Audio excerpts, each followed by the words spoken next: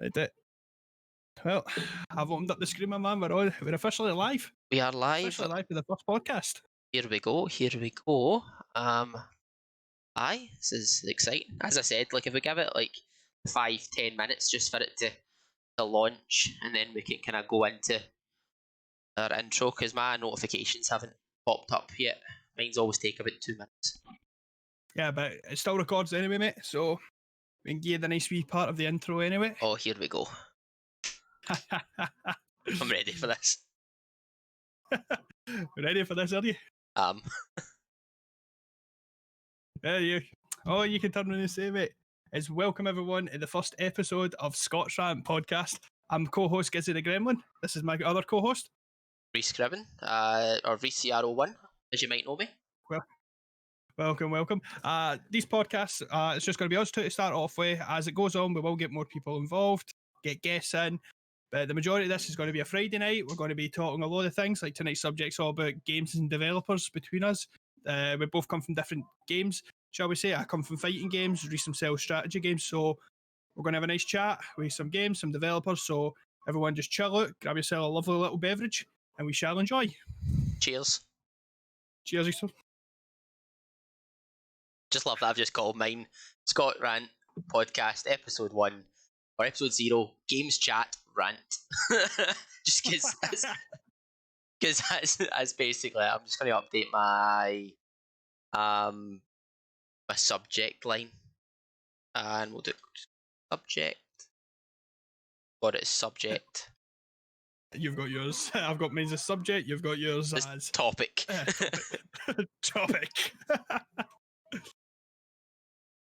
It's just what I typed up earlier, to be fair. Developers. Don't worry about it. Aye, it's not too bad. Just sure we're cooking with gas on everything. I'm bringing up your chat as well. Well, you're opened up anyway, mate. I've got you opened. Oh, I don't want that. There we are. There he's there. Good old Grembot. Oh, here we go. Hey, Grembot's still annoyed at you, so I would watch what you say. I know. Imagine. Was that one off, actually? Why on earth? My Twitch is so busy tonight. I've not seen it this busy in a long time. Because there's a lot of people, mate. As I say, we'll just have a nice wee general chat about all the games that we like playing, developers, what's happening now. Like I want to go into Riot mainly, just because where they've started to what they're developing right now. So I want to get worked into that. Aye, no worries, man. You take the lead on what you're looking at. And then obviously with I'll kind of talk through my kind of strategy stuff, talking about Creative Assembly and Paradox, the two kind of main players that I follow, or two main companies that I'm following, and the games that I'm playing most of just now. Alright. That's really good. So tell me a bit more, mate. Like, I know you play a lot of Hoi 4 recently, so tell me more about like these other games you're playing. Well, it's Hoi 4, EU4 from Paradox. They've got their new game, CK, coming out probably, well actually no, it's the 1st of September, with community multiplayer going live, with a lot of the kind of bigger names in the community as of I think it's actually the 31st of this month. I think there's like 30 creators playing, so I'm going to be watching that because it's going to be my first kind of proper iteration of how the game looks. So give me some ideas and keep me right on how the game itself actually plays. Because I've not really had. I've been following the dev diaries as it's gone live, but yeah, you don't really know until you see the game in front of you. Like, see someone else playing it that isn't a developer and has like a kind of intricate knowledge. Like, that's how I learned Hoi 4. I watched like a lot of the kind of bigger YouTubers at the time, and then started watching people on Twitch. Kind of a part of Fox's community for a wee while. I followed play a lot of him. I've followed Tommy K, who's classes himself as the the Hoi 4 Alpha. He's calmed down over the years if you watch some of his earlier stuff, but he still doesn't have.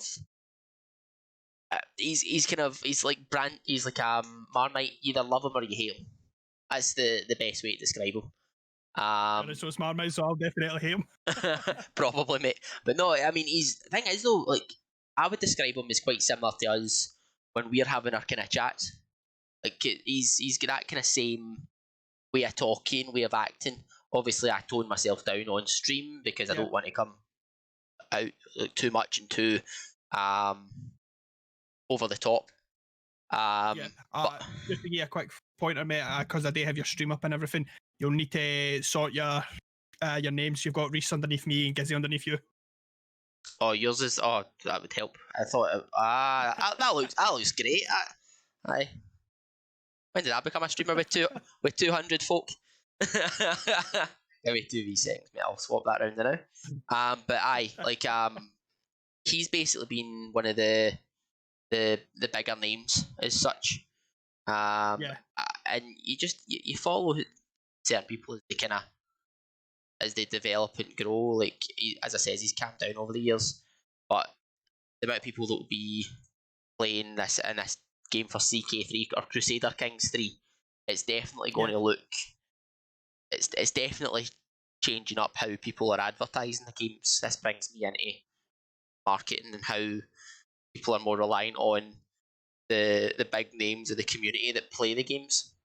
So, like for example, people are more likely to watch people play instead of just wait till the game releases, buy the game, and then next thing you know, they either love it or they hate it. But through watching the creators play, you can actually like get a feel for the game. So that's a lot more useful when it comes to like a strategy game. That's how it sounds that way, mate. It sounds that way. Like one thing I wanted to pick your brain about, like we have had a wee bit of discussion like this and that off camera and stuff, but I wanted to pick your brain really about being part of this community. Like later on down the line, we can get into the FGC side of it all for me, but right now I wanted to pick your brain about the strategist community. Like it seems like a very, very tight knit community because I've seen some of the streams, I've seen some of the categories that fall under it. It is a very, very, very small community, but he's spread over a couple of games. But I mean, the way it looks for me is it's like certain games like yourself. I've seen you play Hoi 4, I've seen you play EU 4. That new Rome game that came out, I've seen you play that as well. Yeah. What I want to ask is, see the way that the strategy games are set, are you split like the Hoi 4 people, for example, we don't like the EU people and stuff like that, or are you all tight neck as one? 1 second. Hi, Kay. Welcome in. Welcome in. We're not. There's not like a split. I think it's just different levels of player level. It's split between. So, for example, there's the more competitive side. Tier. Aye, exactly. So one of the reasons competitive players. Sorry, I keep it. Aye, no, you go. Competitive players. The competitive players. The semi-competitive, if you want, like people who will join in competitive games, but still prefer playing it just to chill out. And then you've got your bottom line casual players. Aye. There's a middle ground as well, and that's kind of where I sit. I sit probably a middle ground where I've gradually improved over the last probably 3 months of playing online more, playing more multiplayer. Yeah. But I would never class myself as being able to sit in that kind of high tier competitive way, and I don't want to play in that way because it would be, I don't know. I mean, I would feel it'd be a lot more stress, and most of the games I wouldn't class are stressful, but by the end of it, you feel drained because you've sat at a computer for 7 hours, and you have focused in. You focused in for so long, and you're looking at it like you can't switch off for about 2 hours afterwards. So you've got between, for example, Total War Community, which is the new Troy Total War Saga game, Rome Total War 2, all those. There's more probably of a crossover. People don't dislike one game or another. You're more likely to dislike games from the same developer. For example, if you like Hearts of Iron 4, you're more likely to like EU4, you're more likely to like Crusader Kings 2, but you'll have your favourite and you'll defend it because it's your favourite. Yeah. Um, So it's quite technique that way. Like your favourite game, for example, it doesn't matter how bad it is, really. You want to defend it. So instead of attacking the game, as in, like, we'll use Hoi 4, as I say, because I see you play an awful lot, is instead of attacking the Hoi 4 game if a patch comes out or whatever, you're attacking that developer, in a sense, for releasing this patch, but at the same time defending your game as a whole from somebody else trying to say, no, that game sucks. aye, you're right. Because, for example, the most recent DLC for it,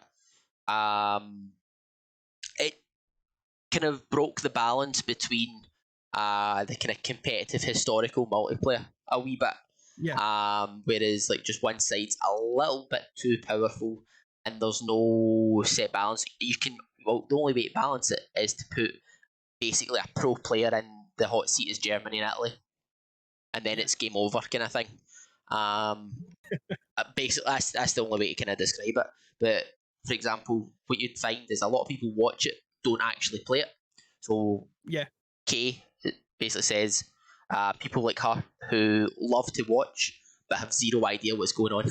But they watch because there's a bit of banter between the people. If you hear all the people talking in the multiplayer, there's maybe just the back and forth. Because, for example, Kay says she takes notes, but for example, people will it's interaction. It's talking about, for example, historical moments throughout that time period. Some people use it. Yeah. Some people are so knowledgeable in that area that it literally becomes a historical. It basically becomes a history lesson for 6 hours for some people, and people like me who like to learn, like to read, will look up certain things that are said. So we'll look up certain military leaders. We'll look up when a battle was fought, and it's just I think that's the kind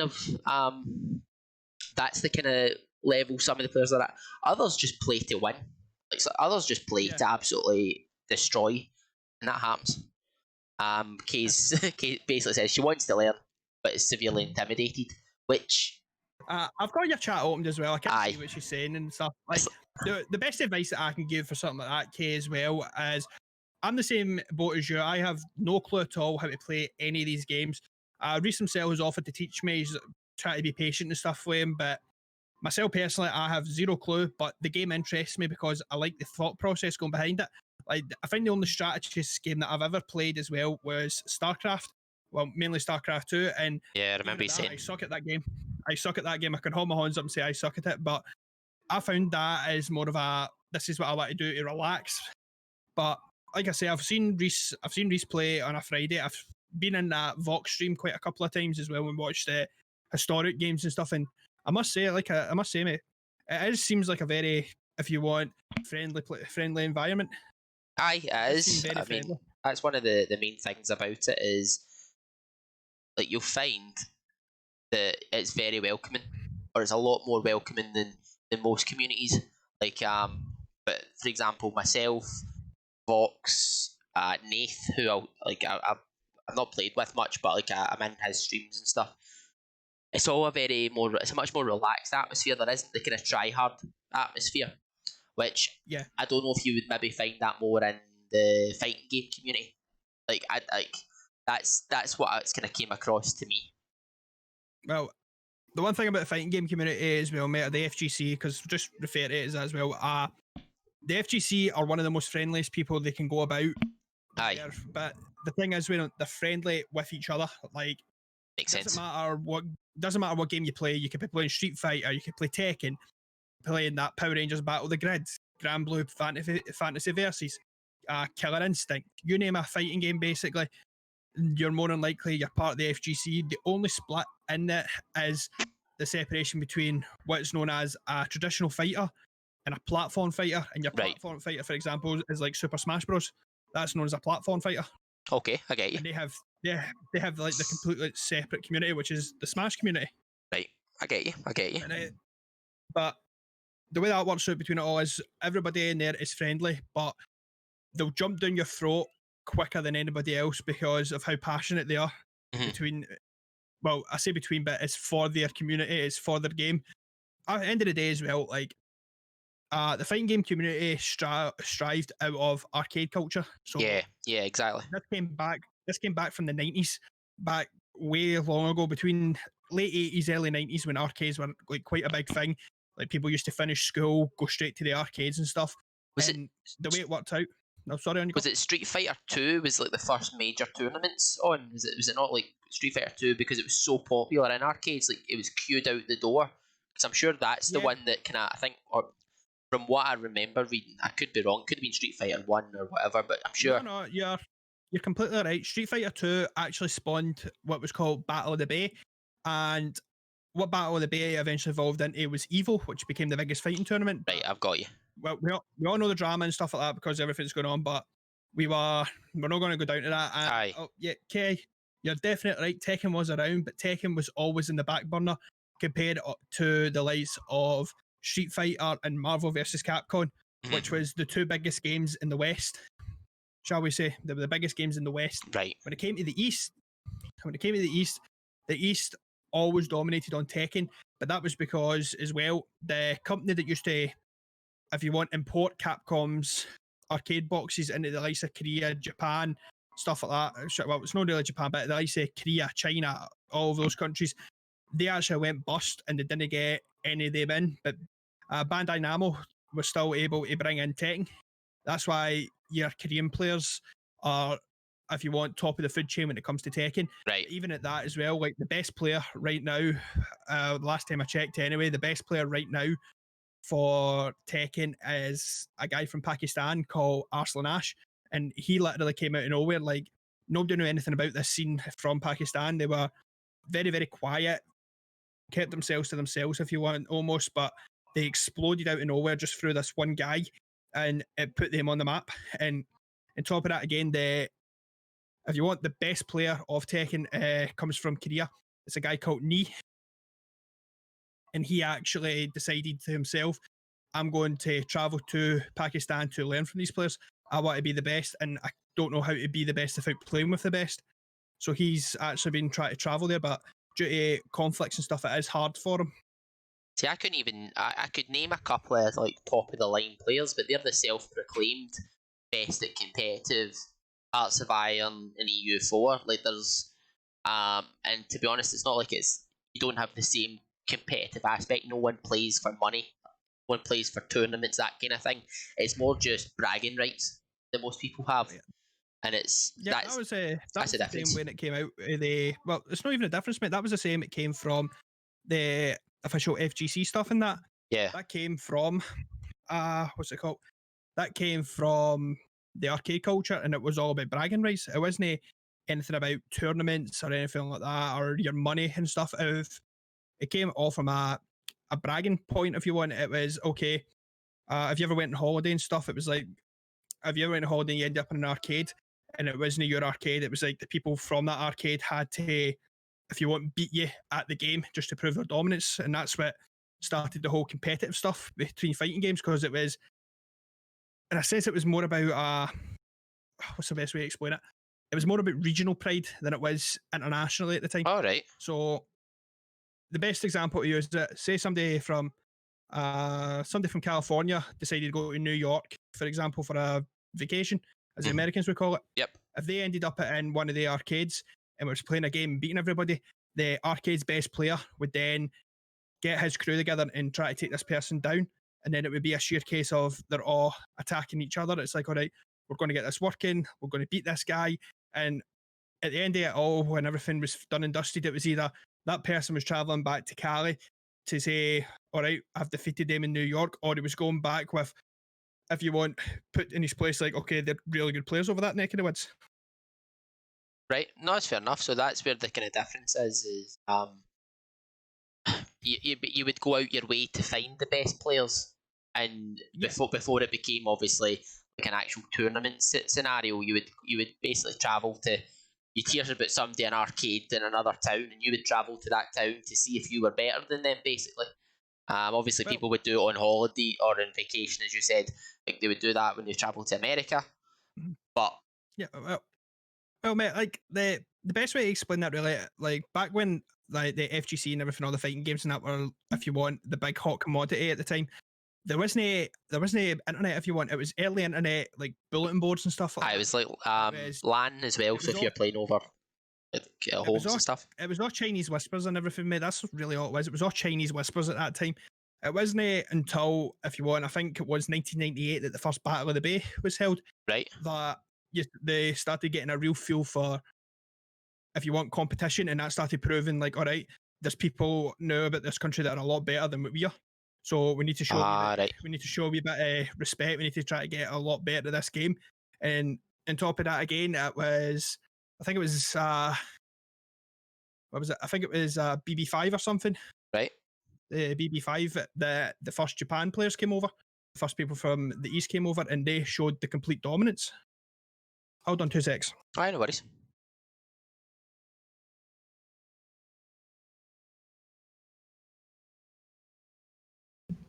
Sorry, the telly stopped playing the wheel once the telly back on. No, that's fair enough, man. Rigger, mate, and I'll see you when you get back. No, man, it's fair enough. I think it's always been a kind of East versus West when it came to the kind of fighting game community. That's kind of the basics I've seen of it. But like, I don't have like like as you know, I don't have a massive amount of experience in it. The most I've really seen is when I've watched you, and when you go into detail about like the actual frames, your reactions, like the certain combos to lead into a next combo. That's my knowledge on it from what you've told me. And I know there's a lot more to it than that, but even that like is very similar to what like for example, we don't go by frames in strategy games. We go by it's like the metrics of a unit. So a unit might have a certain level of attack and defense, but but there's different types of attack. There's things like how you organize the unit is, its supply status, its overall health. There's like a lot of stuff in the background like that, and it's very like it's similar levels of intensity. Like I don't focus too much on it because I've just forced myself to learn certain compositions that are good enough to play online. Like I'll maybe make some minor changes mid game if I really have to. Yeah. But you know what? Like I don't go into it in that kind of detail. That's why I play in Box's game. I played in a serious historical once. That was the game I told you about where it started at 2 a.m. and I'd been up. I'm sure I'd streamed. I'd had a few drinks, and they're like, "We need somebody to cover," and I was just like, "Oh God, why have I signed myself up for this?" And it was just literally some poor guy was coaching me to play in this meta, which is basically you'll know meta is like your best of the best. But like I was just basically sitting there like, oh my God, what have I actually stepped into here? Like it was a completely different world, and would I play it again? Maybe not that game type because it was too stripped back. Like I was playing a country that was set to lose. I was to lose before we went on to win. Like that was just the way it was. And I couldn't play because of the meta. I couldn't play out with my their tactics. I had to play their tactics. I couldn't play my own tactics, which takes the fun away from the game to an extent. Yeah. Joey, welcome in, mate, and thanks as well for the host, pal. But it's one of those things. It's just there's always these kind of slight differences between everything, and it's very much just it's learning. Each time you go in, you learn, and you learn. Like well, like when I've watched, as I say, I've watched a couple of the games, and I've watched your stream. Well, I say watch your streams. I'm hanging about in your streams all the time. Aye. They're all we are. For people who are here, me and Reece here are real life friends. We've known each other too long. 10 years now. Getting there, right? Yeah, too long. Getting there, man. I started by a quiet pint, but I'm pretty sure it started with me, Granny, and Oys at Pool. I know. It's a different story. I know. Well, that'll be episode 0.1 or 0.2 maybe. How we met. Something along that lines. Something along that lines. I know. Yeah, but I've seen like the way that you go in and the way you try to explain it as well to your viewers. Like, okay, I'm trying to do this, so this can lead on to this, and this can lead on to this. It's like, in a way, it's like when you're playing, you're moving that moment, but you're at the same time like 7 or 8 steps in front of yourself. If you get what I mean by that. Yeah, no, it's like chess. Like you've planned like your next 5 moves or 10 moves or whatever it would be, and you've got a backup plan if that doesn't go right. Yeah. Does it always work? No, that's the thing. It is a case of like, as a kind of sort of mid class. I'm boosting myself. I'm a mid class player. And to that extent, I'm pushing it a wee bit. 2 seconds. I need to shrink the screen down a wee bit. I think your head just became too big. It's already been too big for this box, mate. But it's been one of those things where, like, I'm even still playing against the AI, and I'll lose. I will. I'm not like. I'm never. I can do a world conquest, but I can only do a world conquest as maybe 1 or 2 countries.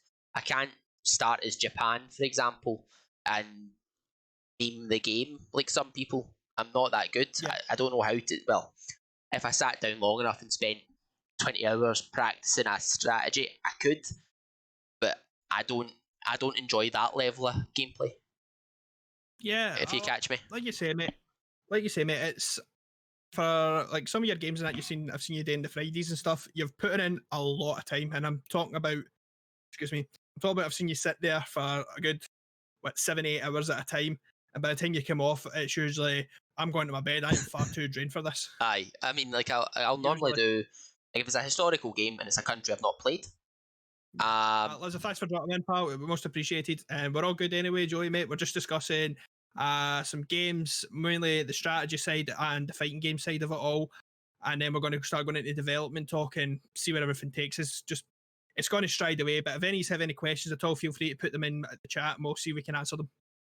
Aye, and on both sides, we've got both chats open, so more than happy to talk through it with you. Yeah, we're live and podcasts and also in just chatting. Exactly. But aye, like the most work I'll do is I'll put maybe a 3-hour window before the game, so I'll do a practice run of up to 1939 in the game. Obviously, the game runs from World War II, 1936 to 1945 and beyond. Usually the games end 1943 because people have, like, it's been going 6-7 hours by that point, and the game's basically decided, or it's a stalemate, and there's no hope of a D-Day or whatever it would be. Like, yeah, that's it. I've just seen why I'm sitting in a wardrobe. I'm not sitting in a wardrobe, but I do. It is like a glass wardrobe behind me, so that's why it looks like a mirror. But aye, like, it's just my room. It's my office, my as we would describe it. But I would do a 3-hour setup where I practice my economy build, because I know what units I'm going to use, and with my economy build, I'll know. And this is the same with EU4, for example. I'll know how much money I can output in EU4, or how much, for example, in EU4, it's how much of an army I can have sitting and ready. How far down my military doctrine, my weapon research, all those kind of things. Is it meta play? Probably not. Is it good enough for the games I play in? Yeah. That's the thing, is I don't do any kind of tech swapping. I don't do any kind of glitches where I can instantly have a 24 stack army from single horse units, like that kind of thing. I'll just play it my way, because I don't want to overcomplicate things. I just want to play and have fun, like you would do when you're streaming, like when you're playing your games. It's when you go into your proper training mode where you up the level a little bit. Yeah, that's when I really well. A lot of people didn't know this, but I kind of kept it close to the chest. But I did apply and to compete in Evo Online, and well, Reece was one person that knew it, and he noticed one thing. Because I went into complete practice mode, everything was suffering, and I'm talking like everything. I never streamed. I was quiet in social media. I was hardly in anybody's streams as well. Aye, you shut down for a bit. Yeah, but at the same time, mate, I was putting in what 9 hours at a time, rattling about in practice modes, which a lot of people, if you want to know, like a practice mode in a fighting game is the same as a shooting range in an FPS. It's just a dummy. There's nothing there. I set the dummy up to do certain things. I set them up to do a jump attack to me, and then I practice a punish. I get them a day, if you want, a zoning tool. Then I learn how to block and get close again. And it's all about learning the frames for it all. So like I'll use Street Fighter for example, because a lot of people know Street Fighter better than anything. If you use Ryo, for example, or Ryu, whatever way you want to pronounce it, his Hadoken Fireball is a +3 frames. So when the attack's happening, it's a +3, which means he's got 3 frames of an advantage over you, basically. It's one of the only ones that is a plus frame, but to be able to, if you want, counter that plus frame and still be able to retaliate as well. So it's like practice and stuff like that. And you go through a lot of different characters. So you have your main character who you're going to be playing, and then you have what's called a pocket pick. So if your main character isn't doing it for you, like the person's managed to figure out your character, figure out your movement, figure everything out, you always have what's called a pocket pick, which is a secondary character you're good with, not as good as your main, but you're good with, that they might not expect you to use. So you practice a lot of things. Like I think I was going to be going into the KI tournament with Saberwolf, and I had Django as my backup. So I practiced a lot with Saberwolf, and the way it worked out with Saberwolf as well is I had to try to practice his, if you want, his combo breakers, his combo lockouts, and everything to get my plus frames back to be able to take advantage of the fight. Right. On top of that, again, one of Saberwolf's like best attacks and best abilities has been able to actual duck under any projectile coming towards you and go by the opposing player model. So in a sense, like if you want to put it in a sense, I'm attacking basically coming across my screen, but the way it worked with Saberwolf is I could go under any projectile past the player and now I'm on the other side of him, so he has to react a lot quicker. Oh, right. So there you go. There's the level of detail. That's the kind of thing. Is the level of detail is similar but different for obviously the different reasons. And once you spend your time understanding that level of like you spend those 7-hour shifts in practice mode. Once you've done that, you then will basically get on to understand basically that you how do I word that? You understand just as they press that button, you see the key and you have to remember how you counter that. Now that could be for, say there's 10 characters in a game, there's always more, but say there's 10 characters in the game and they all have a certain number of moves. 3 buttons would normally be like 3 different move types, so then that's 30 different moves that then can lead into other moves. Then the level of combinations that you're against is massive. Welcome in, Paul. We're just doing a kind of podcast thing. Is that you get done for cheating again, Rigger? Sounds like Rigger. I'm kidding on. Sorry, man. There's a wee bit. No, like one of the best things, like have you minus it Tekken and at least a platform fighter, okay? Yeah. Like, a lot of people have never seen one of these before because, well, after all, not a lot of us grew up in arcades, but best way to explain it is most of the time you're using it, like you've got your fight stick here, which is all your movement and stuff, and then you've got the 3 buttons at the top are for your punches basically, but they're known as light punch, medium punch, and heavy punch. And the bottom is your kicks, so it's light kick, medium kick, heavy kick. And it's certain movements, like one of the most easiest movements is when you go down in a wee quarter circle and hit a light punch in Street Fighter with Ryu, that's Hadoken. So that's his fireball attack. Yeah. If you do that and hit all 3 buttons at the same time, you do something called an EX attack, which is, if you want, it gives it extra power. It's like a equivalent of like a super attack or something almost. It's almost like a super attack. Like, you've seen a lot of fighting games anyway. You have the meter at the bottom, and what it does is it uses a bar of that meter. So your meter's usually split into either 3 sections or 2 sections. Like on KI, you have it's known as a shadow meter. So none of the characters have a special attack, but they have what's called a shadow move. What you do is, for every bar, and you can use it. You use it the same way, like all the special attacks and everything. You use it, put in the input, basically, hit the 3 buttons, and you get which is known as a shadow meter, which does attack stuff in that. Yep.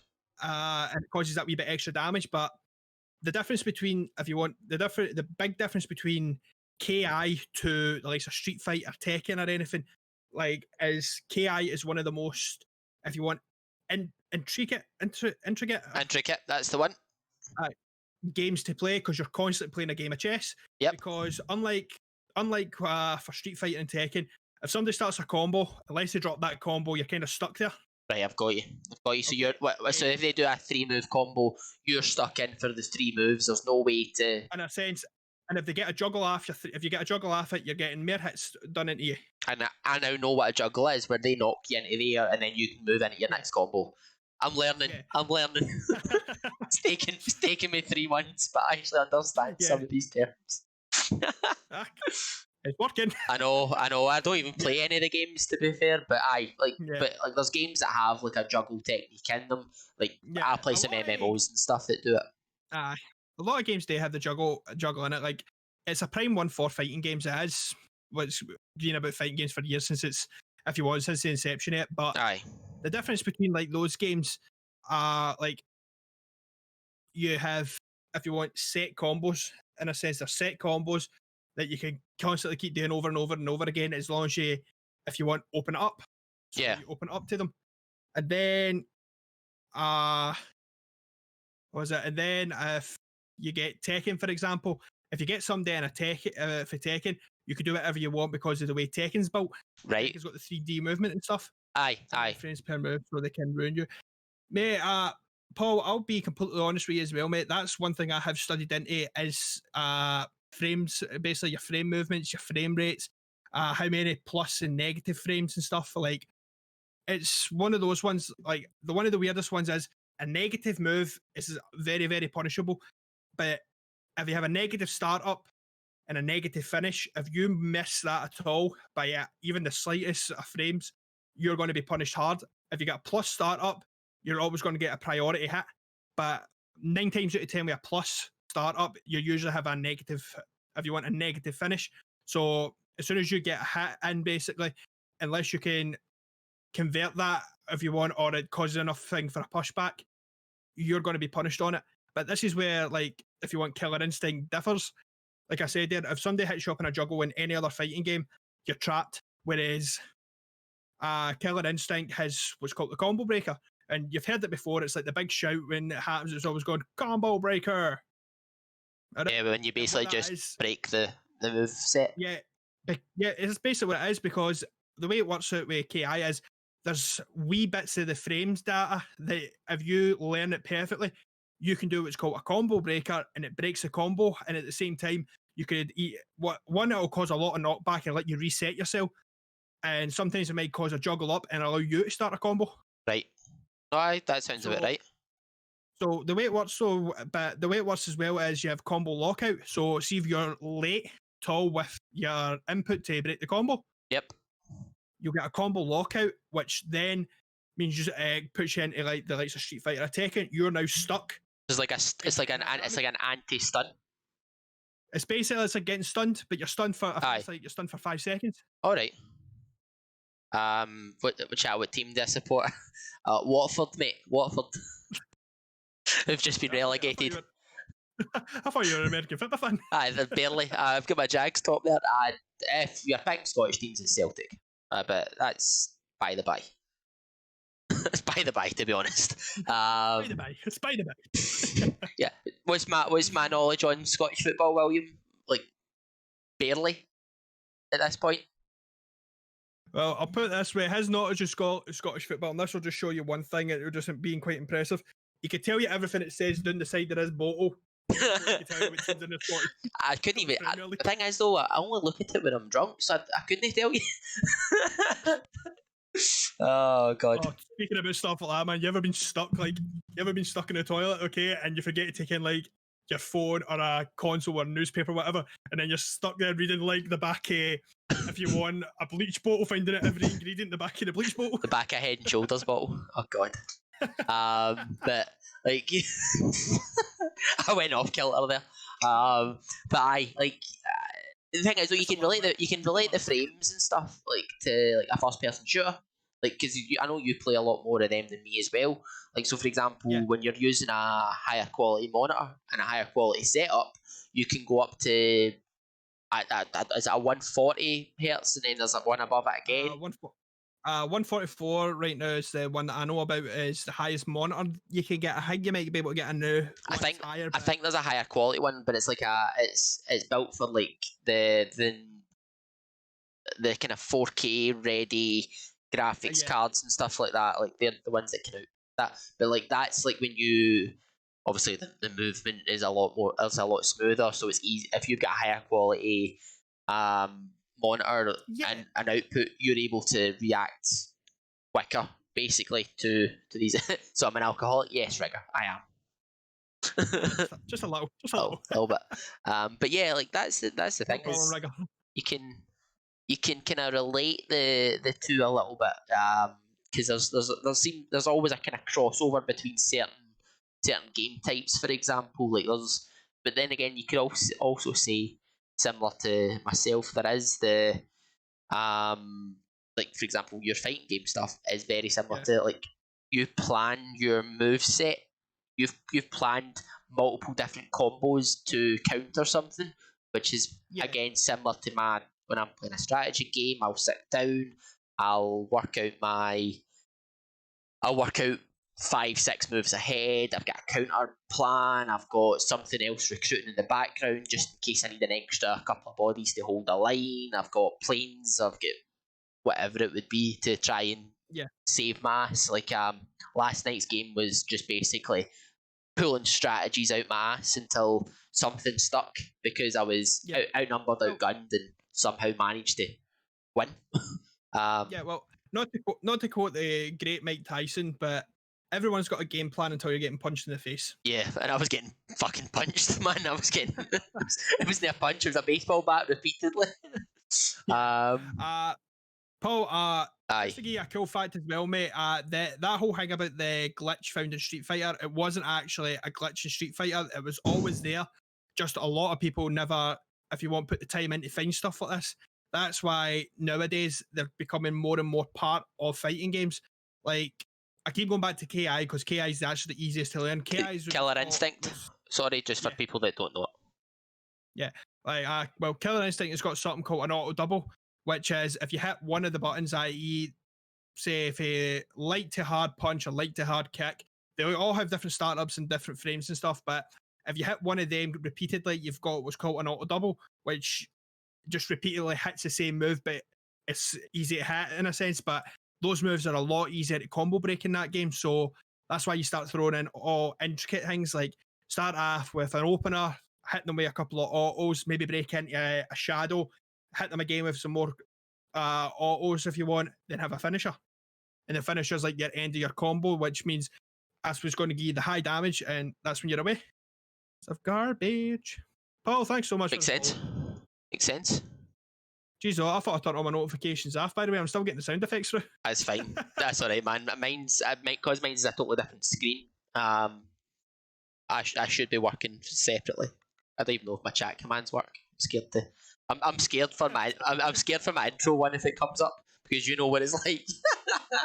I would get us done on YouTube or something if it ended up that way. That one would definitely as well, but that one when I got it done, yeah. I know, it's good times, man. It's good times. Going back to that anyway, like the first ever combo I found was in Street Fighter. It wasn't technically a glitch. It was in the game, just not a lot of people knew what to do or how to do it. So because of that, it was all right. This is a glitch, but at the same time, the person who actually discovered that experimented with every single character, and every character had it. It was just one of those things that was like accidentally put in the game, but nobody knew about it. Aye, it's one of those things that you learn eventually, like over Yeah, time. yeah, Paul. Like, a lot of people did think it was a glitch, and it has been put forward as, by the way, this is a glitch. It's been a glitch in the game, blah blah blah blah blah. But it was never confirmed as a glitch. It was always there. It was always part of the game. And just if you go back right back to Street Fighter, if you want Street Fighter 2, if you even want to go one better, look at Evil Moment 30, Evil Moment 37. I tell everyone to always look that up. Evil Moment 37 is the best one. The best one for that is Justin Wong versus Daigo Umehara, and it just shows you the difference between a perfectly input frame as well, and then hitting a perfect combo afterwards. Because as I say, Street Fighter was always smaller combos. Like Right. Tekken, I think you can get Tekken. I think the highest it goes is like a 10-hit combo before the. I bet is that with like their kind of, you have to include, is it like their finisher or whatever move it is? Yeah, I don't know what it is in Tekken. I've not played Tekken since I was last yeah. in an arcade. To be fair. Yeah, for basically all your combos are the same. There's an opener, a middle section, and your ender. The way that I've heard this described as a guy called Sanjem, who's actually quite big in the FGC. He's a big streamer for it. The way he always explained like how to do combos is, think of a really nice sandwich. All right. And this is what I thought. I went, all right, that's actually a pretty decent way to do it. So it goes, you got your first bit of bread, which is your opener. Right. Okay. Then you have the likes of your lettuce, or if you want your salad, your meat, whatever you want. That's your middle section, which is the additional combo. Right. I've got you. You have your other bit, then you've got your other bit of bread on top, which is your ender. So when you look at it all in one whole, you've got starter, combo, ender. Makes sense. So Makes sense. work So out it's quite nicely. aye, your bread, your meat, your cheese, your Yeah. your middle, and then obviously your bread's at the end as well. Aye, Yeah, that's probably that's actually. Why couldn't you explain that to me like that? Why would that be like? Why couldn't you just have explained that to me and I'd be like, oh, aye, that makes sense. That works. because it's me and you. Eventually, Aye. it goes, all right. Eventually, when I turn around here, all right, quiet pint, we'll go and get a sandwich as well. Ah, God, aye, I know. Tell me about it. But I like Paul saying, obviously he wrote an essay on it. I actually would quite like to read that essay, like because it's like to get a read at that. Because that would be quite interesting. Because like, for example, would be like, that would make like a good article, like for something. Make a good article. Like, Paul, if you're still in any one of our chats, because both of us have both chats opened up anyway, I'll put one thing forward to you now, mate, if you want. All right, and this is one for you. Why were the likes of Korea, like North and South Korea, so good at Tekken? I'll let you have a wee think about that one. We'll keep moving on, but give me your answer. Why you think they were so good at Tekken? that would be interesting. But getting back to the combo speaking anyway, mate. Like I said, the likes Street Fighter, Tekken, stuff like that. I think the max for a Tekken combo was like maybe 15 hits. It was about 10 to 12 for Street Fighter. Right. See with Killer Instinct, because of the way that the Killer Instinct added in your double autos and everything, you can get right up to a 60 hit combo with him. Oh, fair enough. Which is known as an ultra combo. But the difference between that to the other ones is that 60 hit combo.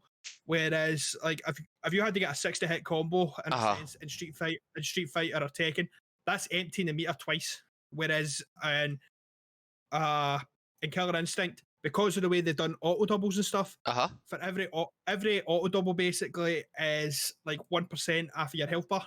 All right. Okay. So 60 hits is 60% in roughly.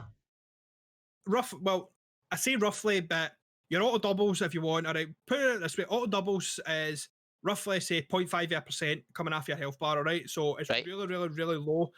But the openers, your buffer, and your ender, which is like your shadow moves and everything that you're going to throw in amongst this to mix it all up. That's where your damage comes. That's where the damage comes from. No, it makes sense. Damage is coming from.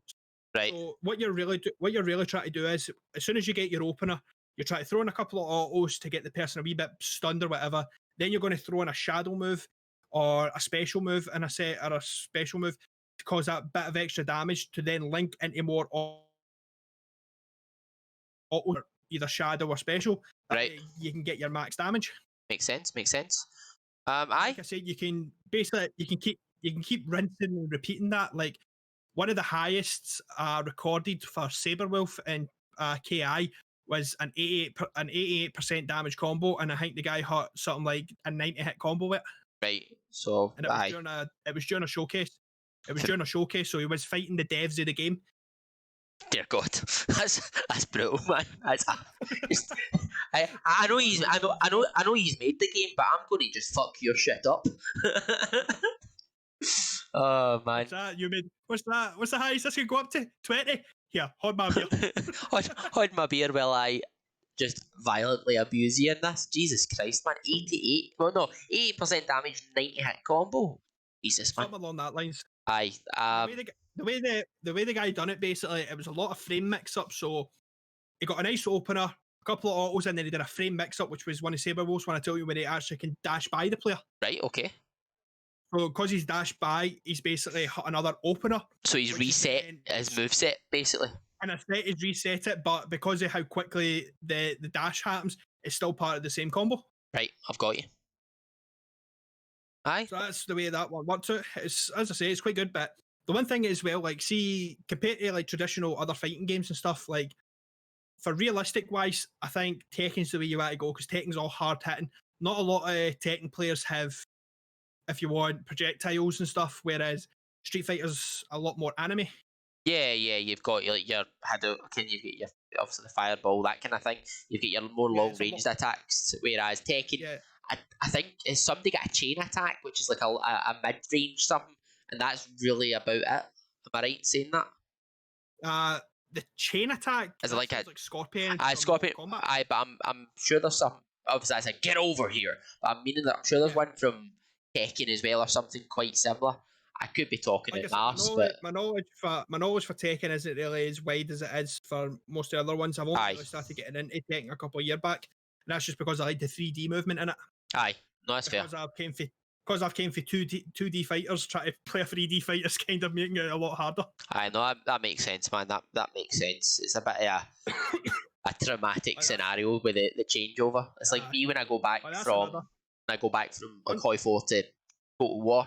It's like I'm trying to plan something, and then I'm like, actually, I don't need to plan that because the AI isn't that smart. It's just they doom stack me, which is I just that's a whole different kettle of fish in the game. To be fair, but there's a lot more to each community, each game type than what you think in the grand scheme of things. Like there's you for a lot of people that just watch and a lot of people that just play the game themselves, they just sort of sit at surface level, they play it on what they're used to, they don't go into any kind of level of detail. But then when you start going into actual community led games, that's where you hit a kind of different level where you're thinking to yourself, right, spending 6-7 hours, 3 hours preparing, that kind of thing.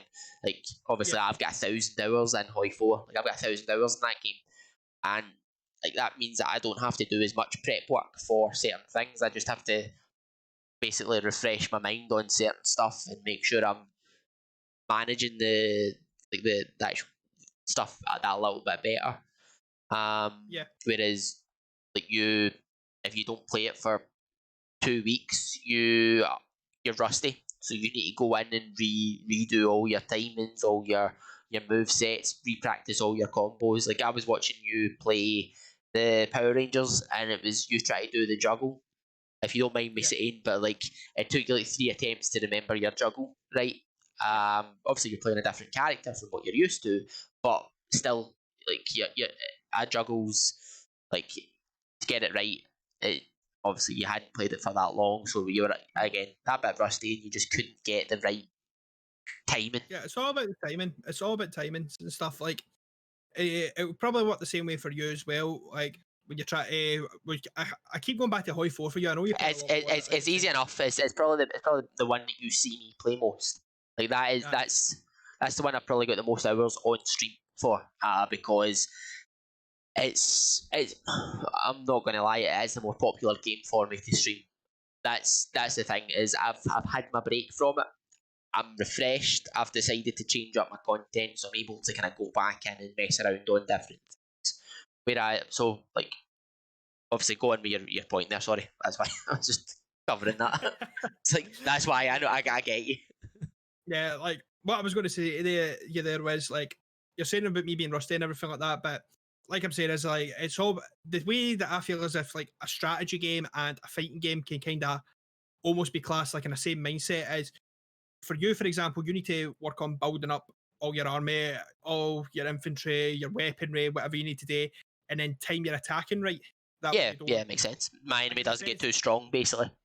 I like in a sense the best way to say it's the same way for a fighting game. You're looking for that opening that you can cause maximum damage and minimum loss. Yep, that makes complete not a sense. Like Like, if you watch a lot of high profile fighting game tournaments, like the evil's always going to be the main one to go to, or CEO for example. yeah, If you watch any of the high top end players, the majority of their games are all blocks. It's block, block, block, and then they look for that opening, and then they cause a lot of damage during that opening. Then it's back to block, block, block, looking for that opening again. yeah, yeah. No, that makes That's just the sense. best way of saying it. Aye, like for example, with Hoi 4 is a case of you set up your front lines. You've got your holding unit, for example, that basically is just there to take the punishment from the enemy. You make Yeah, sure that you've got your air force up to counter their air force, but then also counter their attacks as well. Because they, for example, as a smaller country, they might have a bigger a bigger and a stronger army. yeah, And then your main pushing force might be a specific type of infantry division, which has different soft attack, different breakthrough. Or if you've got a bigger economy, you can then afford to use tanks to do that. And that's the thing is, for example, if you have infantry, it's very difficult to counter tanks. If you have light tanks, you can counter some medium tanks. Medium tanks, you can counter some heavy tanks. Heavy tanks, you just need everything to go in your way to then like overpower them. Like you need to have the air force right. You need to have enough infantry. You need to have some form of tank to pierce them and cause yeah, damage. That's that's what it comes down to. It's basically the kind of rock paper scissors triangle. Is if you don't have yeah, everything, you don't have the right thing, but then on the outside of the rock paper scissors triangle there's a massive circle with your your tech research, your air force, and your doctrines and all those kind of things, and that's where it hits like a kind of a different level but from certain games. Like a lot of the strategy games all have like a technology thing yeah, and different units. But for example, with certain units, you can always find a way to counter with like a rear charge or anything like. Whereas Hoi 4, it's literally you've got two lines of, and they're facing one another, and that's it. And you can only push with one to push that one back. But then if they bring their tanks down, it's literally a game it works of almost like a pendulum. It works like a basic, pendulum in a sense. basically, and it's a kind of a long a long slog for certain battles. But then if you're fighting, for Long example, drawn out process. if you're fight, yeah, for example, if you're playing if you're playing like an ahistorical game and you are Romania and you're fighting against Russia, Russia have 3, 4, 5 times your economy by 1939. Like Yeah, as Romania, you've got a smaller front line, so it might be easier for you to defend. But it's like by the time that by like 6 months are over, Russia will have overwhelmed you just by sheer out production. That's that's the thing, and that's for example when I was saying to you about a world conquest. The case of it's difficult in the sense that as it kind of goes on, for example, you might find that America with the biggest economy in game end up supplying everyone that you're fighting. So then you're having to outproduce 3 countries plus the biggest economy in the game. Like you're left yeah. sitting there like, holy fuck, how did I win this? What did I do? And you're just sitting there like, that's where I would normally think to myself, right, I need to re-roll the game. I don't have a tactic here that's going to win apart from me sitting for 3 hours and building submarines to try and destroy all the kind of trade between the world, and that's not fun for people to watch. So like that's why you'd see me in 1940 and say, "Hey guys, I'm going to re-roll because the game's fucked." Basically, there's no way of winning this. But So guys, you have two choices. I can sit here and I can build submarines and we can have a boring game, or we can re-roll, which is the best option. Or for the final option, you can watch me dig a hole, bend over, get shafted, and thrown in it. basically, aye, that's the. I mean, aye, that's the gist of it, man. Is there's different levels, as I said, and it's just like, for example, you'll like it's RNG in the game. You'll it's very rare that you get the perfect game, and if you don't get the perfect game, there's skilled players that can overcome that so easily. That's just the way that they are. They're just that level of player. I'm not that level of player. I know that I can over time, but I get bored. I get distracted. I misclick something, and then I need to spend another hour in game, and it's not quite feasible in the grand scheme of things. Whereas with fighting games, it's just basically um, it's usually down to 3-5 rounds or whatever it is, and it's maybe it could be anywhere from 30 seconds for a round to 2 minutes for a round. But then once that's over, that's you done. Whereas, obviously for a tournament you're in for hours, but like for example, if you mess up one thing in a strategy game really early on, so if say for example I didn't produce enough military factories in the early part of the game, that would hinder me, and that would then let something down later on, which then causes issues, and then it means that you're not able to perform. So then someone else has to pick up the slack, and then it's a domino effect. So like that in the multiplayer games, there's that kind of thing. Whereas on the fight game side, you're just relying on your training, the amount of time you've put in, and then your opponent, what skill level are they, and how good are they compared to your skill level. And like one of the things as well, when it comes to any type of game at all, it doesn't matter like how many hours, how much this or that you're putting in. Opinionally, anyway, like I know a lot of people have put in, say, 1,000 hours, 2,000 hours into a certain fighting game. It still can't break out. It still can't break out of the silver division, the gold division when it comes to the rank play. Yeah. But at the same time, that's only because you may have put all these hours in, but what have you done? Have you just went in and started fighting, or have you spent your time grinding and learning? But grinding and learning your combo, grinding and learning those frames, like what you'd actually done. Like I mean, it's all about taking the time, and like not but it's how you spend your time. It's a value principle. It's how valuable is the time that you've spent in the game. If you're grinding against players but not actually learning anything, yeah, you can maybe see what movesets are popular, but you're not learning how to counter them unless you're going into the practice mode. If I'm right in saying that. One of the things that annoys me as well, a lot of people do it. They'll watch top tier players, for example. Yeah. And they'll sit there and they'll watch. It's like, okay, I've watched 23 matches. Out of these 23 matches, 18 of these people have used this character. Yeah. This must be the best character in the game. And it's at the same time, you're like, no, it isn't a best character in the game. Every character in this game is great. They're all good in some way, shape, or form. They've all got a play style. The only character, if you want, that was broken completely, like in any game you want, was the very first ever Street Fighter game. Right. For some reason, I don't know how they managed this, because the first ever Street Fighter game was only two characters, Ryu and Ken, but for some reason Ken was broken. Right. How so? The Hadoken Fireball has always had a minus startup, okay? It's always had a minus startup.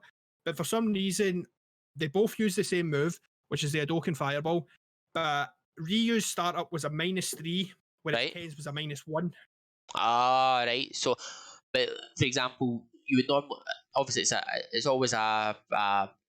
Are you always fighting the computer? Do you always be Ryu, or could you pick Ryu or Ken? Like what?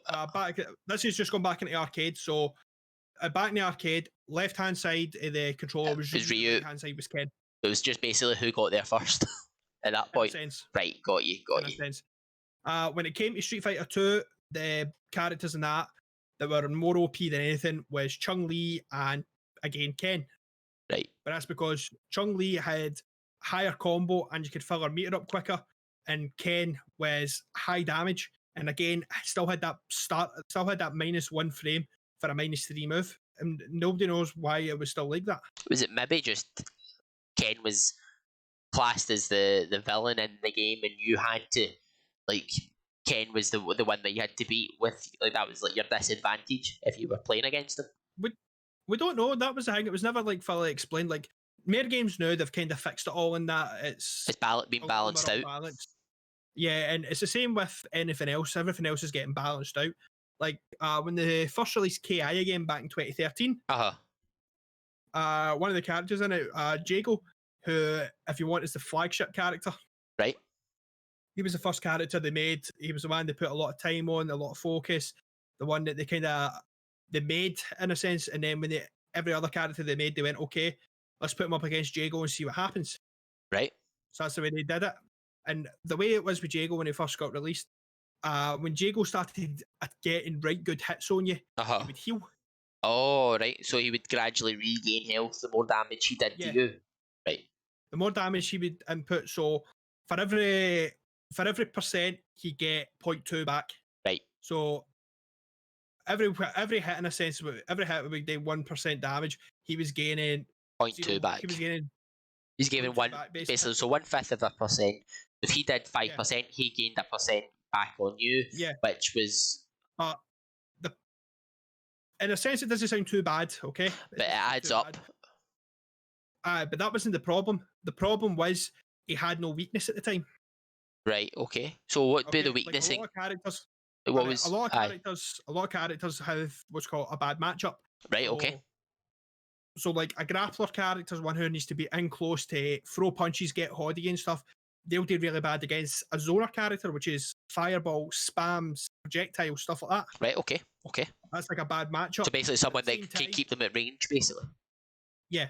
Right. But at the same time as well, like that works in a mirror force in a sense. Like as long as that zoner can keep you, if you want, like I can use the screen that we're using now. So as long as that person keep you away from them in that, you're fine. But if that grappler got into you, then it's kind of going to struggle. Game over there, basically. So it worked in that sense. But the problem is, see with Jago had both tools. So you could grapple and zone.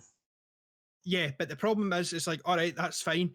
What about his mid screen? Because a lot of people don't have a good mid screen. If they have that kind of tools, they've not got a good mid screen. Right, and then he had that as well, I assume.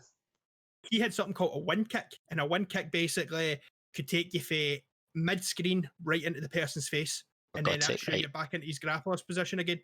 Right. And this is one thing I will say. Like the devs that took over from Double Felix, who were the original well, not the original, but who recreated back in 2013 the KI. The creators over there were Iron Galaxy. They listened to the community about it, and instead of going, okay, then let's nerf his healing. Excuse me. Right, that's what they said. That's what they were saying. Let's nerf the healing. That was what the community wanted. Jago's healing's too much. Nerf it. No, we don't like it. Nerf it. What they did was they spent 3 months looking at everything and seeing what the problem was. And the problem was everything. Weakness. I didn't have a weakness. Sorry. That was the problem. Was he had no weakness. So what did they do? Instead of Jago's wind kick, instead of being the plus frame startup, yeah, a negative frame startup now. Oh, right. So there was that delay now that then you could counter. And what they did for that afterwards, the community still gave the uproar. That's not what we wanted. A month later, everyone was happy. Because there was now a chance that you could counter because they didn't have that mid-screen didn't have that mid-screen advantage. No. If he was ready to start off for his wind kick to get in close, you had a chance to counter if you had the mid-screen ability. All right. No, that makes sense. So you would from that would allow people to pick certain characters to counter them. Yeah. No, that makes sense. Fairly, I mean, it's straightforward once it's explained that way. That's the best way of looking at it. But yeah, no, there's like you could talk about these kind of things for ages. There's that amount of detail that you could go into. I mean, I've not even touched on really Total War. I've not even touched on EU4 and those kind of things. Is like there's going into. As a whole. Yes, it is, and that's the thing is I don't even play Civilization. I don't play StarCraft. I don't play certain other strategy-based games. Like I'll focus on the two because that's what I've kind of grew up playing, or the two developers that I've kind of grew up playing. But yeah, it's obviously you've got your kind of, on you go. The one thing I want to like try to spiral us into as well, mate, is what is your take on Riot then? Well, obviously making League of Legends for 10 years, like I don't know, was it last year that the video came out where it was them, the developers coming out and talking about, right, we've done this, we wanted it to be perfect, but now we've got this baseline, we want to then move into these sort of different projects, as it were. All the different genres and stuff, like the shooter. A lot in League of Legends. They focus a lot on League of Legends, as we know. It was 10 years or something. League of Legends has been going, and look at it now. It's the biggest esports in the world. Yes. The amount of time that they've spent is like massive. Yeah. That's the thing, is they were known as the one game company for however long, almost. Yeah.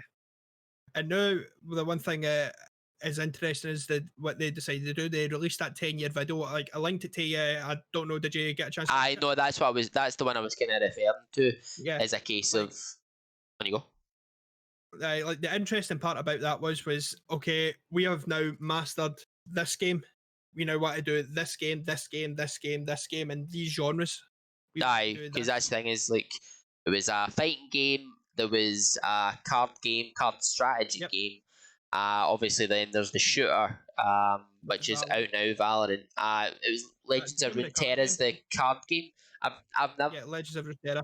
I've looked at it because it's similar to a card game I play, Magic the Gathering, but it's not been one that I've got into as of yet because like I've not sat down and watched enough of it.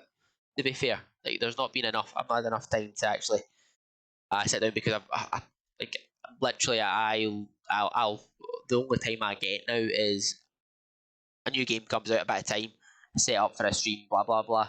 I don't play much out with a few other games so I don't lose time, lose practice kind of thing like you would do. But I mean, it's popular. I know there's a lot of people that play it. Same with Valorant. Valorant's been the bigger success story so far.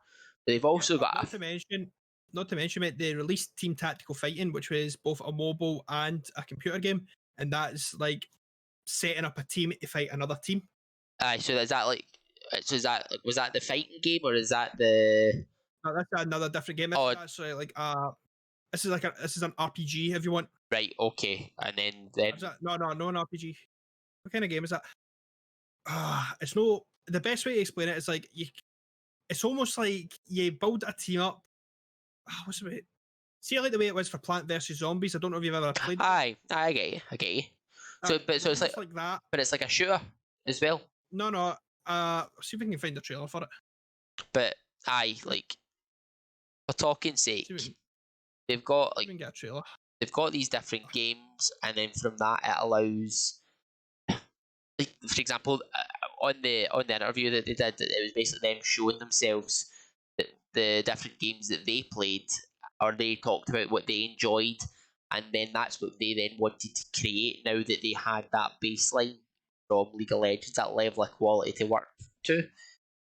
And I know that when Valorant launched, that it wasn't that level of standard, but that was the alpha and the beta. Like there was, and even now there's still things to work on, but it's definitely moving up and moving along in the level of quality. From I mean, I know. I don't know if you'll see my screen now, mate. This is the Team Tactical game. If you can see this. Let's see. Yep, that's the way it is. All right. This was made by Riot as well. Oh, it's almost an. It's not an RTS, but it's almost an it's not. It's turn-based combat. That's the best way to describe it. That's the way I would describe it anyway. But aye, right, I've got you. I've got you. At least you know what I've got about Aye. now. So aye, but it's basically just turn-based combat, and it's like yeah, like you would have in, for example, League of Legends or Smite. You've got your tank, you've got your DPS, you've got your ranged, and then you've got the equivalent of like this. Your DPS would be your jungle, basically. Yeah. But That's the way again. That's like the League of Legends. Like I said, that one's all about like drafting our team and everything. And as you were saying, like the other projects and that they are, the one I'm looking forward to of it, well, for obvious reasons, is Project Hell. yeah, Fighting game. I mean, I watched. I've never been in the ground floor of a fighting game before. I've always came in at least a couple of weeks or a couple of months afterwards or something. Aye, was the I've beta like the you dust came in settled. it? Was it for one of them? I think that's where you've kind of came in as like the late entry to the beta. I'm sure. I've never done it with a fight. I've never done it with a fighting No? game. I've done it with. Never done it at all with a fighting game. Like the closest I've ever been to, if you want ground level for a fighting game, was Grand Blue, and I got that exactly about 3 weeks after launch. That's the closest I've ever. Oh right, I've got you, man. I've got you. So you've kind of came The late. the one I did get a beta test for was Valorant. I did get the beta test code for that. Right, fair enough. I got that a couple of weeks after the first initial betas. Right, got you. But no, that's the thing is it's like they're basically they're doing the right thing. They're getting the community to test things out to make sure that it improves. That's the way it the kind of the better way of doing it. Yeah. Obviously they don't It's the way release it. Obviously they shouldn't release a bare bones basic game. No. Like there should be enough content there, and I know at least one community, a friend from Canada, he he got really into it with a couple of people, and they have an actual team that go in and play it now. Because that's what basically they went on about a lot.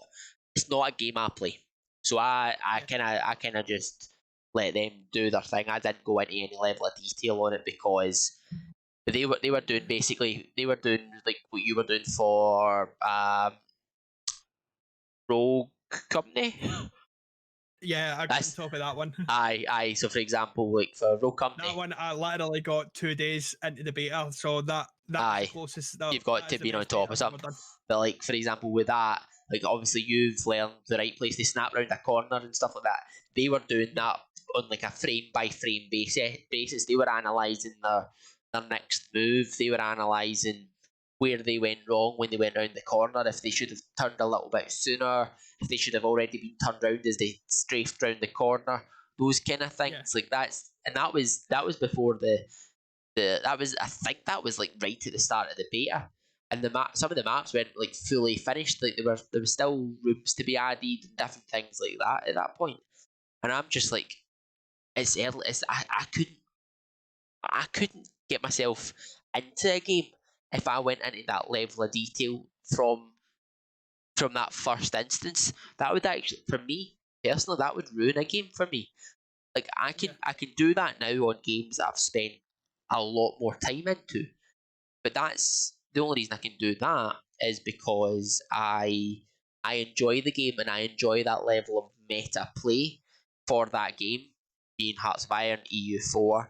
Like that's where I can get my enjoyment from. But like when I was doing it, the only time I've ever done anything like that for a shooter was Call of Duty 4, and that was like, I mean, we're going back nearly. I think we're going back more than 12 years now for that. Call of Duty 4. Well, Modern Warfare 2 was released when I went into first year at high school. Aye, no, it was. So you were looking.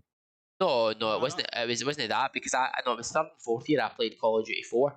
I remember because it was, but or was it maybe second year? But like that was my thing is that we practiced like second year. You're right, mate. Aye. Call of Duty 4 was released in 2007. Aye, because that was the thing is me and my mates we practiced 13 years ago. our basically our first like search and destroy. We practiced how quickly we could get to our defense points, or like A, B, whatever it would be. But we didn't analyze frame by frame I don't think there was much like that apart from like on when you hit the top level, like that kind of thing. Well, when it came to top level, and it's still the same to this day, it isn't really about frame by frame when it comes to like Call of Duty or anything like that. Yeah, It's all about angles and pushes. That's the yeah. way like most. That's the way like most shooters are How you described quickly by. can overwhelm some like the other team. Basically, like off frame by frame data. Your frame by frame data has always been a fighting game term. Yeah, It's always been it because a plus frame will beat a negative frame. But do you have a move like somebody can attack you with a negative frame ender, and the only move you can retaliate with is a negative frame startup. But if your negative frame startup is quicker than their ender, you're going to get aye. hit off. No, That's the way frame data has always came into play. what I was meaning was, for example, the guys that are playing Valorant just now, they are actually Yeah. analysing how quick their reaction times are when they're like, for example, if they're doing a snap around a corner, like they're making sure that they know the right time to hit it. Like that was kind of Yeah, the so level, that was the level where I seen them doing that, and I'm like, I'm alright, guys. Fuck this shit, I'm out. Basically, it's like I'm. screw you guys, I'm going home. But that was it. Is that I couldn't feasibly sit through that level of data because I was like, I would it killed the thought of the fun for the game, because that's when I said to you I was maybe going It to pick does. it. It does. I'll be honest with that. Like, unless you can really get yourself into stuff like that, like that's high competitive mode stuff. That's when it does kill the game for you. But Yeah, personally myself, like I said, I learned about frame data. I learned about fighting frame data game back stuff. in. I learned about that back in Street Fighter 2. I Yeah, played Street Fighter 2 in the arcades. It's something I've never had, and I loved that. aye, That was back me at my prime. Shall we go for? yeah, prime. Then, well, Oh think man, about it this way, mate. I say, oh man, mate. I know I Think can't, about it this way, mate. I can't. I played fighters. That's all I ever did. I always played a fighting game. And then I started discovering different types of games until I found, if you want, Halo, which then Yep, got me into the shooting genre. got you, And then got you. I played for talk's sake, I think I played for 2005 all the way up to 2016, Yep, give or take, was all FPSs. So I knew more about an FPS than I did anything else. no, that's And fair. then I started getting back into fighting games again, and it was all because, and I still stand by it to this day, it was all because my dad found his old Sega Saturn. Right, And the first game he had when he got that old Sega Saturn back was Street Fighter 2. right. I've got you. So then that reminded you the full nostalgia effect, and then that was that game over. That was it. Makes sense. But I still played shooters. You know, I still did to this day. I still play Aye. shooters, but gave me that full perspective of, do you know what? I want to go back to grassroots with myself here. I learned to do this I learned how to play a game on a fighting game. I want to keep playing my fighting games. So Yeah, with shooters, I played shooters and that, and I used the fighting games to chill out to. Then I started getting better again at the fighting games and worse at shooting games. it changed. It basically just changed the kind of level that you were playing at. Yeah. Then and then that's where you were doing the swap back over a few months ago, kind of thing. Yeah. No, but that's fair enough. The effect and everything started going. Aye, but that's the thing is, like, for example, where I game, they're doing the right thing. I think they've picked the right time to kind of branch out. Is a sense of like games just now, you can go into anything now as a games company. And people will find an enjoyment in it. Like, people will make competitive play for games like Valorant, and there's one that's called, I think it's Hyperspace, that's like basically Apex Legends on steroids. Like, there's That was the release after Ubisoft. yeah, like That was Ubisoft take now in the battle royale genre, which is another game genre again that we can turn around and talk about, because to me, where that fully exploded, like the first one that I can remember for that, if you want, like it kind of was big in a sense, was H1Z1. oh, Arma 3 was the original. Oh, like you're going back to That was the original mod. and then you had the mod, which was H1Z1, which was the zombie. So it was a battle royale, fighting to the death with zombies, and then after that, it was PUBG. It was released. PUBG was the next one after that, and then came Fortnite, and wasn't then it? it exploded. Yep, Yeah. that's when it all exploded. Fortnite, and Fortnite in the sense was what kind of brought gaming into the mainstream.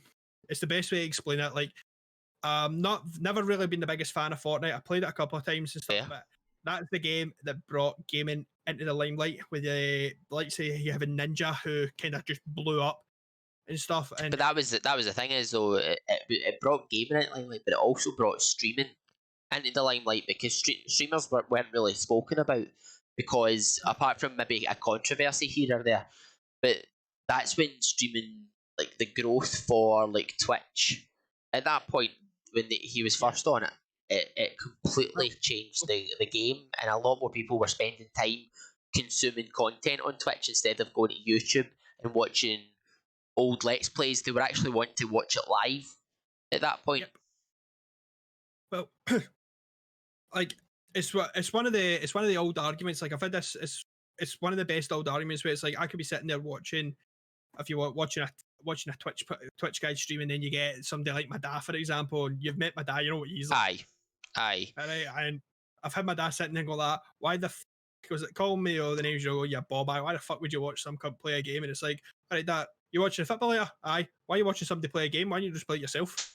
That's it. I mean, that is the 9-day argument with someone that's saying it. Is like, why are you watching that? And you're watching someone that's skilled at the game, more skilled than yourself. Yep. And you're finding enjoyment out of that because you're watching their plays, which is the same with football, rugby, whatever. You want to watch skilled people play to that like basically the professional level or a high tier level, and that's where It's the you'll get nicest your way of saying enjoyment. it's the highest level you can get to, in a sense. Aye. It's all high game level, and it's the interesting part about it all is that's the type of arguments we're having nowadays. It's like back in like your dad's day, my dad's day, and all that. It was football, rugby, sports, all that. You were out, you were fucking you if you want, you braved the weather. That's the best way to say it. You braved the weather. You were out there. You were living life to the fullest. I mean, like, Aye. you done it yourself. You done it yourself, mate. You're a '90s way in yourself as well. Aye, we did. We were the last generation probably that did it to any kind of major extent. As we would be out playing football in the wind and the rain at points like that, like, and it didn't bother us. Exactly.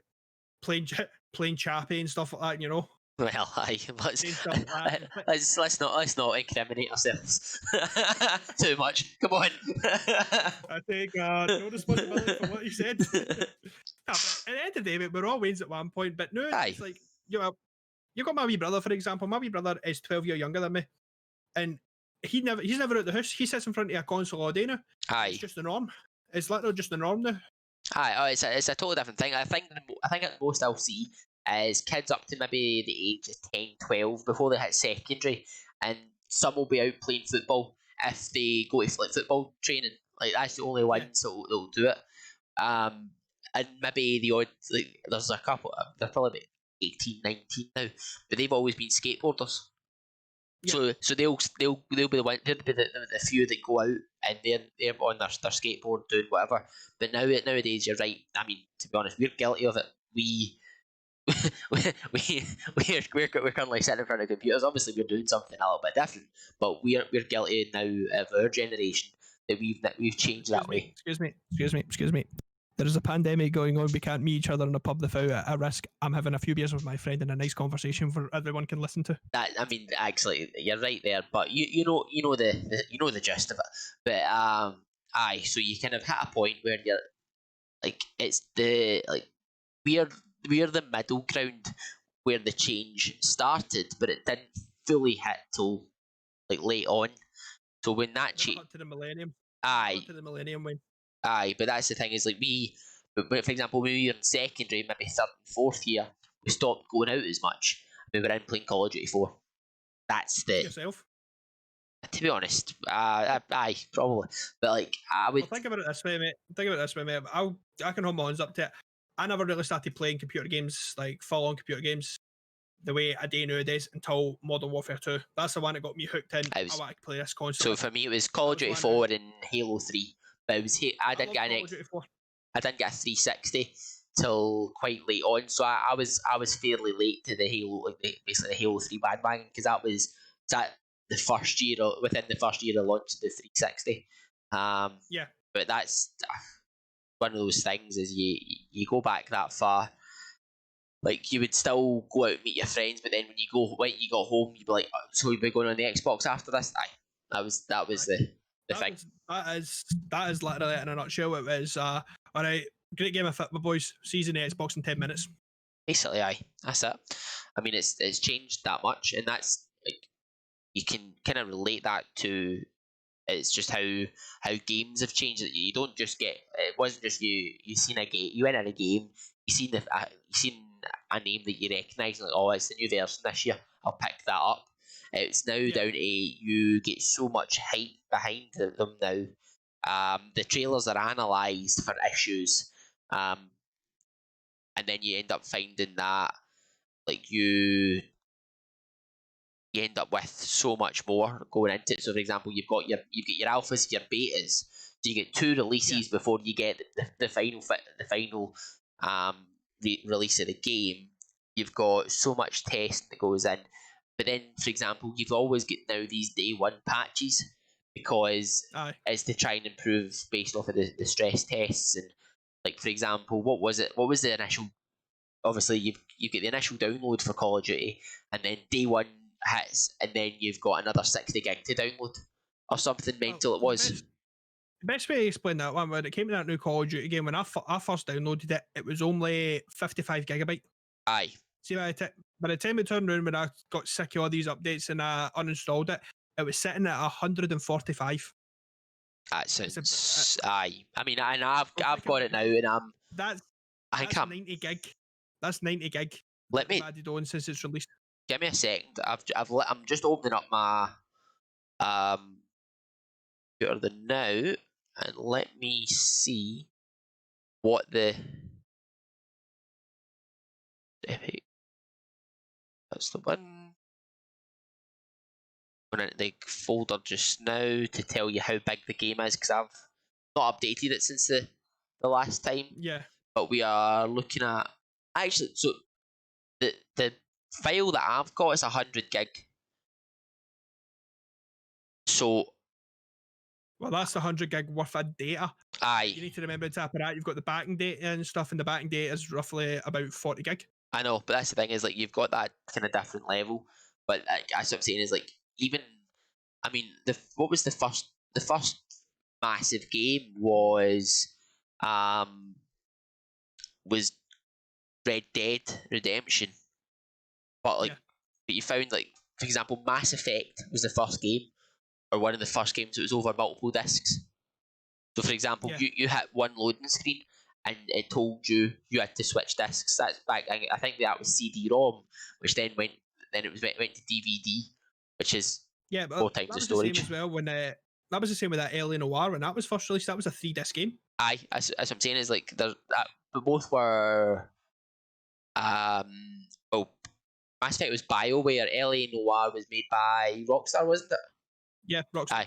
Aye. So, but that's the thing, is like, then once you got over the technological limitations of the Xbox 360, and all the devices were shipped with the Nintendo 512 gig when it was the Xbox One, or the 1 terabyte, then that became a lot less of an issue, because you could download 20 gig when you connected to the internet.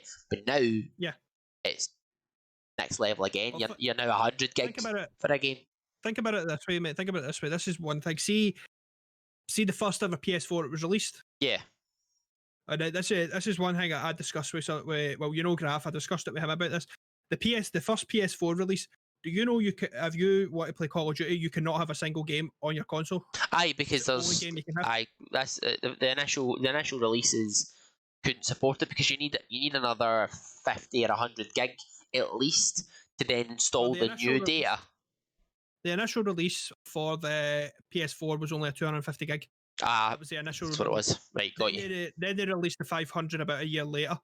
And that's the thing, unless you go out and buy, say, that 500 plus an external hard drive, you're going to hit in, you want to keep Call of Duty, you're having 2 games. I know, that's the thing. Because I remember when I remember I had Destiny 2, and I had something else, and then I had to delete Skyrim to then re-download something else. And then the download failed because I got an update, and Like that was it. It was like game over. Like I could. That's the reason why my PS4 doesn't work, is I can't access it because the update corrupted because I had too much on the PS4 for whatever reason. Yeah. Not the end of the world. I cannot we move, but like it's a case of like that's the kind of issue that they're coming up against. Like I'm looking at my PC. basically I decided to build my office, but like as the thing is I was looking at my storage there, and I'm halfway through my 2 TB hard drive. Like I mean my SSD we're looking at here like I've got 40 gig left in my SSD, and I've got a terabyte left in my hard drive. Like, it's mental. Well, I've got 47.9 gig left on my SSD and 197 gig left in my hard drive. Aye, it's mental. To be fair, I can delete a whole load of games. There's games that I that's very true. I've got games there that are literally, I'm not even going to put a word. They're there for, if you want an example, I've still got 7 Days to Die downloaded. That's fair. That's just what me and you played. Aye, no, that's fair, man. Like I've got all those Cuisine Royale. Cuisine Royale. Because you and Grav and that used to play that quite a lot. Like and then we discovered Apex. That's it. Aye, like I've got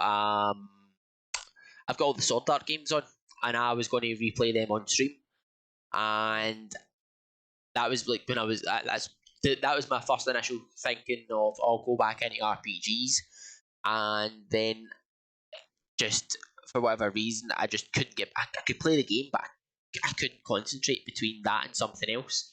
So yeah, that was back when I was back still quite early on when I was I was new to this kind of thing. But yeah, you know, it's just how much things have changed, to be honest, man. And you look back and you think, like for example, 10 years ago when League of Legends launched, you think of like the game titles. Like 10 years ago, you're looking at Modern Warfare 2. World at War was still probably quite big. You've got Halo ODST and Reach that were out at the time that you would play. roughly. Right. You would probably look at, I think Mass Effect 2 as well was about that time. Mass Effect.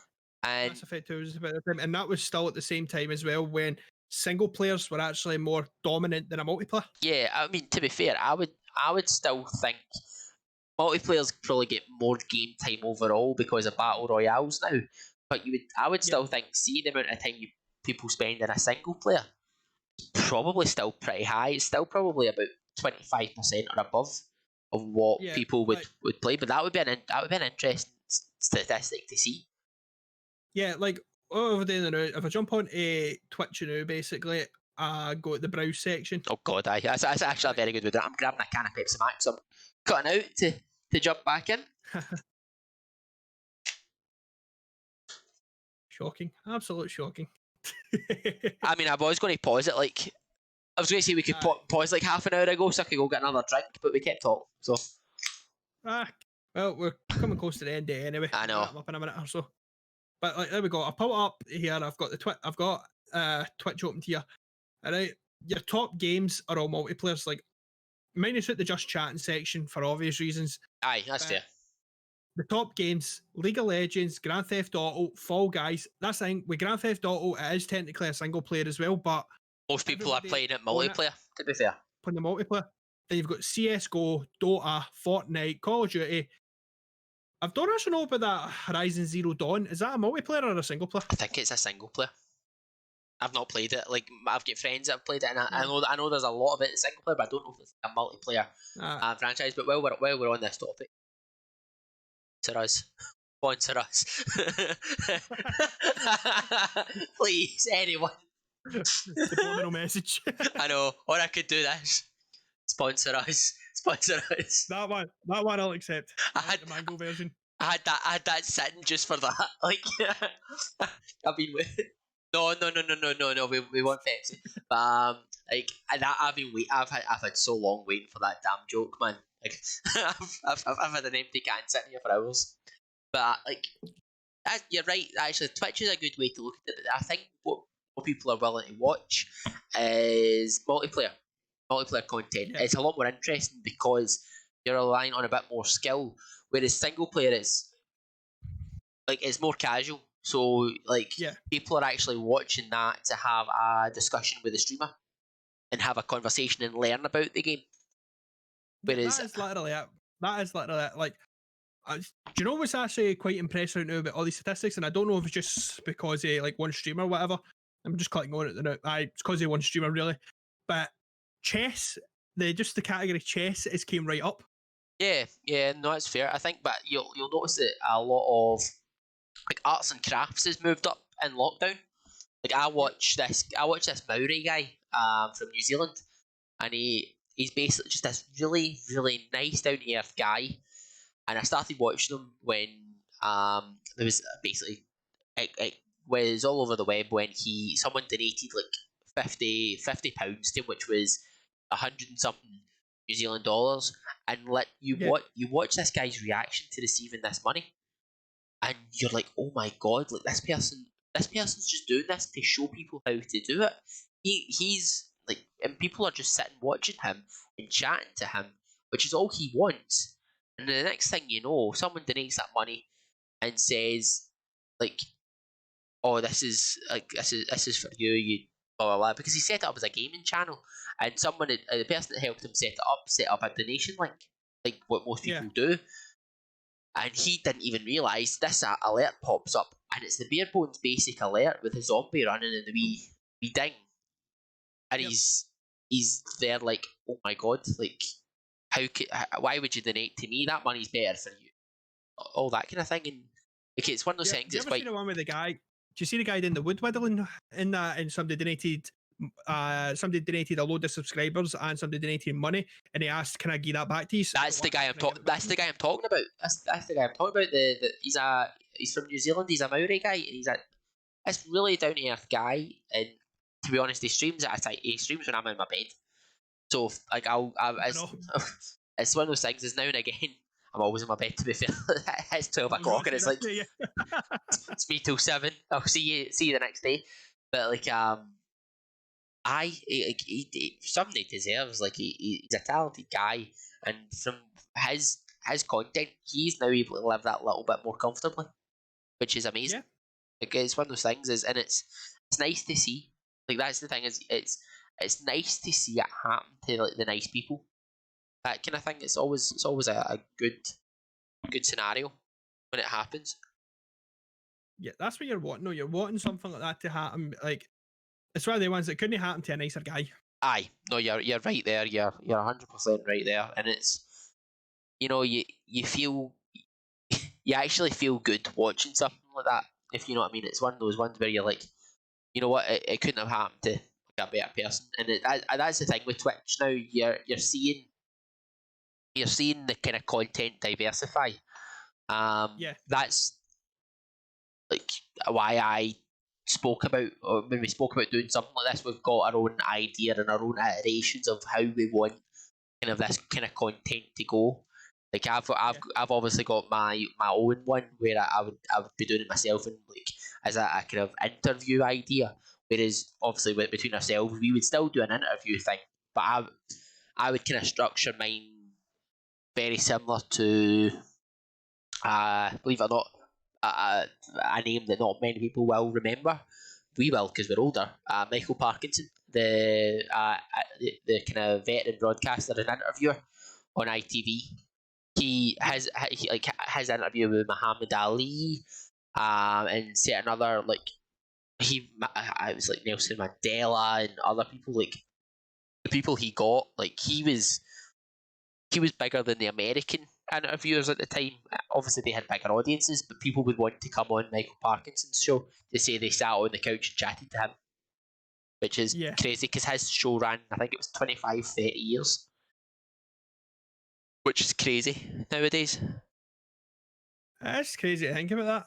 But like that's that, and probably one other influence is where I get my talking, my interview style, and like this is what what I would think our podcasts episode 0 and point 1 and everything would be, is us just a bit behind the scenes for folks, but it's basically to allow us to improve on how we we operate on this, because this isn't going to be every week, but it's going to be Yeah. regular, and it's going to be something that we look to try and expand upon. Like that's the thing, is we want to try some.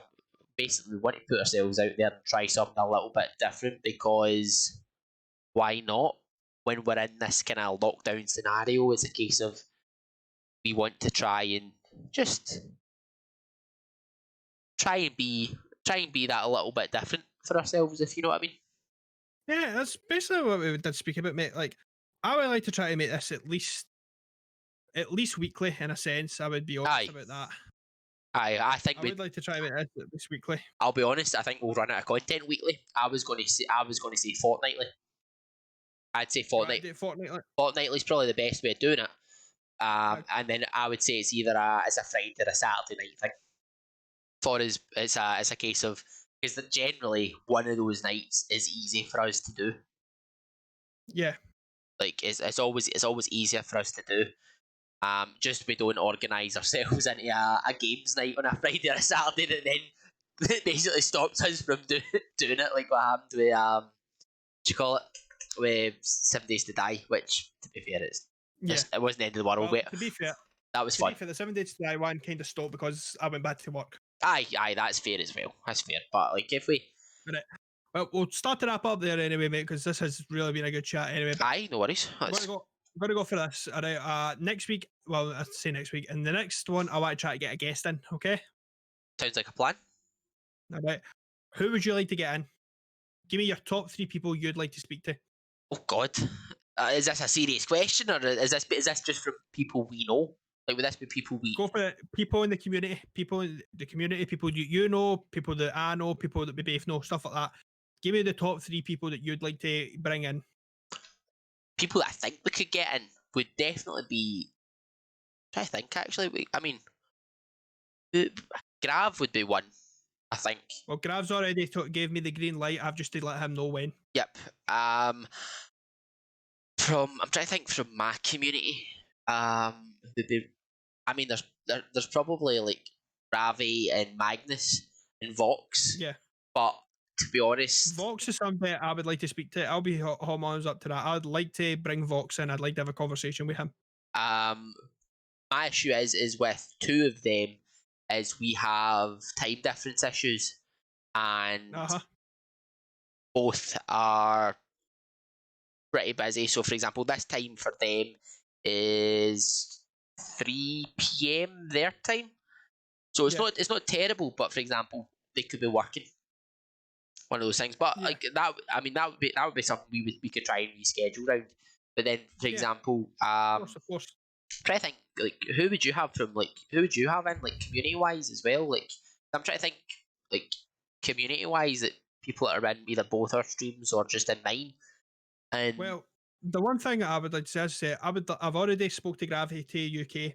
Anybody wants to check him out, great guy, really helpful. I want to bring him in because he's a guy I would like to sit down and pick the guy's brain over a series of things, because he's got so much experience from the streaming side to his game selection to networking with other people. He's got so much experience in that, and he'd be a great person to talk to. Yep, that makes sense.